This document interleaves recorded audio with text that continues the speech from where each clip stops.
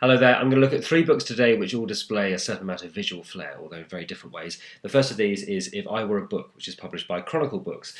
This is from a father and son duo, Jose Jorge Letria and his son Andre Letria, who are a writer and illustrator, and is a sort of illustrated love letter or poem to books themselves. The first page says, "If I were a book, I'd ask someone in the street to take me home."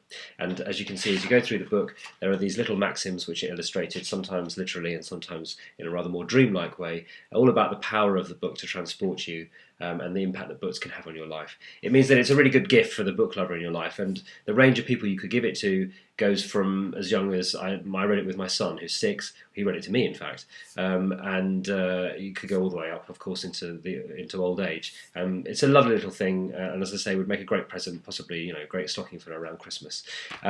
My Christmas present to myself this year was this. Where You Are, which is published by Visual Editions. This is a box of delights. I'll show you what's inside. We have several maps. A box of maps.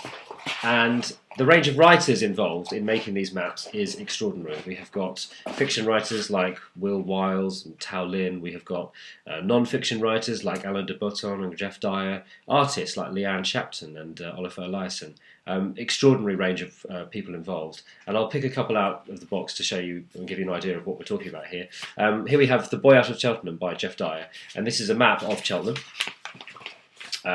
which has got various marks on it, and there is a map annotation that goes with it, in which he describes why various areas on the map are of significance to him in his childhood. It's very, very good. And then we have Joe Dunthorne's Ghost Pots, which is a map of his life as a writer. It's very, very funny. I'll give you an idea of some of the things that are here. Right at the top here we have the unread triangle populated by Woolf, Joyce and Proust, and there's Moby Dick, of course, in the middle there. Mount Amazon, looking rather scary at the top here with independent bookshops cowering beneath. My favourite, of course, here is a little pile of bloggers. And then we can go out, of course, here and we can see this whirlpool of Twitter. Be very careful not to get caught in their writers. It's a very, very funny look at his life as a writer, and just those two show you the range of things that can be involved in this box. I haven't even begun to make a dent in it, and that's why I got it for myself, because I know that I can enjoy this for months and probably years. There is so much in there. It's a real treat, and as you would expect from Visual Editions, it's been beautifully made and put together. Yes, if you wanted to treat yourself or a very, very well-loved book lover, I couldn't recommend that anymore. Finally, we have Monochrome, Volume 2. This is a book about graffiti art. It's put together by Robert Whitelock and Aaron Mundy, and the first volume, Monochrome, looked at the black and white work of graffiti artists, and quite often their sketch work at home. If you have any doubt about whether graffiti art is art, these books will put that to rest. The first book showed that, of course, a huge amount of time for graffiti artists is spent at home or somewhere with a notepad or a sketchbook, working on designs, working on their artwork, as any artist would, before they actually go out onto the street and put it up. Monochrome, the first volume, was black and white. Monochrome Volume 2 is bursting full of colour and looks at graffiti artists all over the world doing all sorts of different work. I'll pull just the first couple of artists here at the beginning of the book.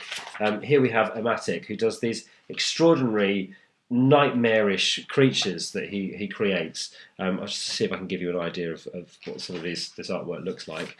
Let's turn this way. Very, very detailed spray can work, which I can't even imagine how you do that, but this is why I'm saying you've got to take this seriously as artwork. We move on to the next guy here, Ask, which is sort of typographical graffiti, which I find fascinating because I haven't actually seen very much of this, but it's the kind of work that, of course, wouldn't look out of place on the front cover of a magazine or a book. The range of things that he does is really clever here, because you can see sometimes it's up on a wall, and sometimes this is a canvas. This is a set of Russian Matryoshka dolls which have been decorated. And then I'm going to flick forward, because graffiti art isn't just using flat canvases. Here we have Kodak, who has used models here and covered them in graffiti. This is a set in the gallery here. I mean, the range of work is extraordinary. And again, I've only sort of scratched the surface of what's in the book here. But for those of you for whom graffiti artist means Banksy, and that's about it, it's really good to see how wide and varied the scene really is. And the book is clearly put together with a lot of love by the two men who've made it, and there's lots of really fascinating text that goes with it. It explains more about the people who make the art and more about the scene itself. So there we go, that is Monochrome Volume 2. Next, I will be looking at something very exciting. Can't tell you what, you'll have to tune in. See you then.